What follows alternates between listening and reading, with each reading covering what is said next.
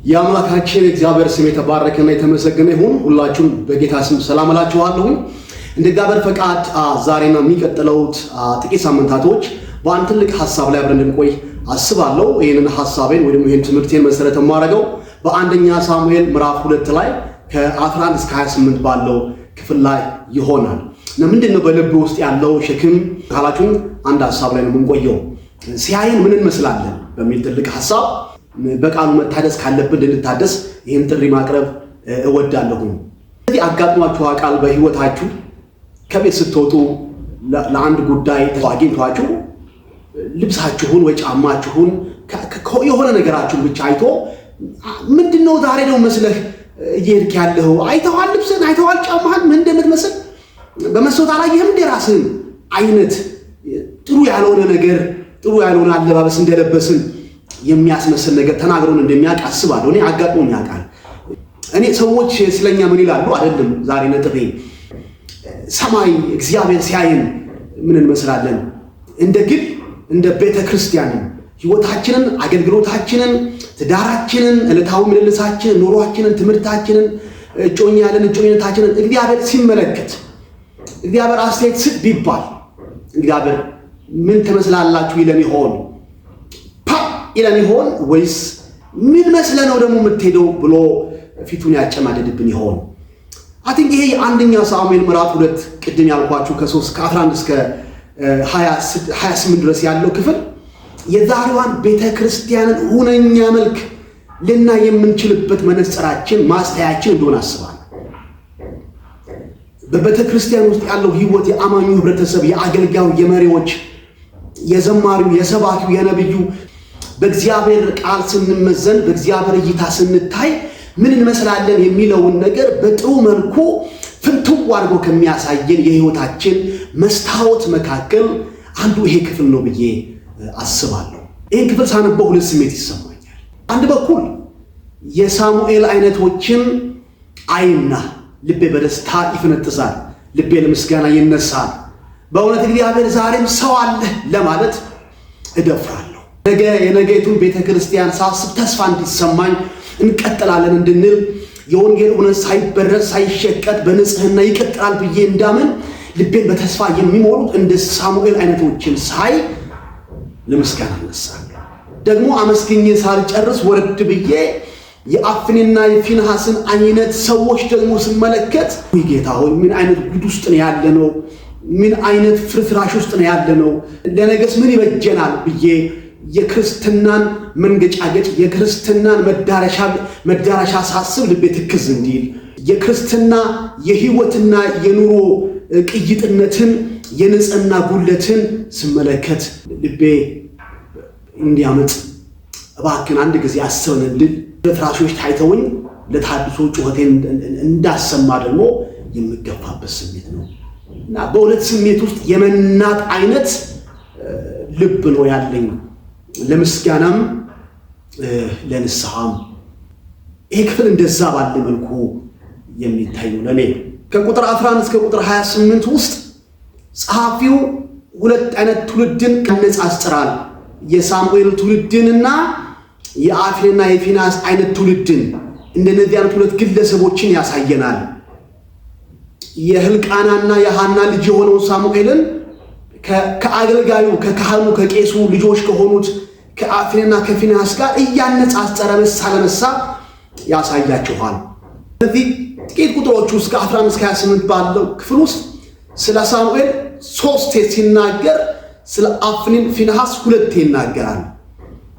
ቁጥር 11 ላይ ከዚያ በኋላ ህልቃና ወደ ቤቱ ወደ ራማ ሄደ፣ ብላቴናው ግን በካህኑ በኤሊ ፊት እግዚአብሔርን ያገለግል ነበር የሚል አጭር ንግግር። ሳሙኤል ምን አይነት ሰው ነው? መቅደሱን የወደደ ልጅነቱን ለእግዚአብሔር የሰጠ ብላቴንነቱን እግዚአብሔር ለማገልገል የሰዋ። ይሄንኑ አይነት ንግግር መልሶ ቁጥር 18 ላይ ያሰማችኋል። ብላቴናው ሳሙኤል ግን ከበፍታ የተሰራ ኤፉድ ለብሶ በእግዚአብሔር ፊት ያገለግል ነበር። አሁንም ጸሐፊው ስለ ሳሙኤል ያለውን ምልከታና እይታ አልቀየረም። ዛሬም ሳሙኤል እዛው ሰፈር ነው ያለው። ዛሬም ሳሙኤል በዛው ቁመና ነው ያለው።